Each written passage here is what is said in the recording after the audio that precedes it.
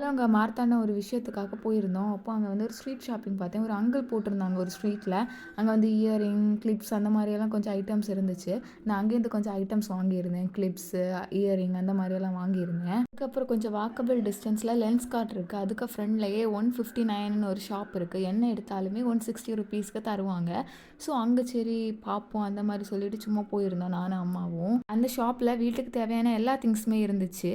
So நீங்க அந்த மார்த்தாண்ட side போறீங்கன்னா, இங்க போய் செக் அவுட் பண்ணி பாருங்க. சரி இப்ப நான் அந்த ஸ்ட்ரீட் ஷாப்பிங்லேருந்து 160 ருப்பீஸ் கடையிலேருந்து என்ன வாங்கினேன்னு சொல்லட்டுமா?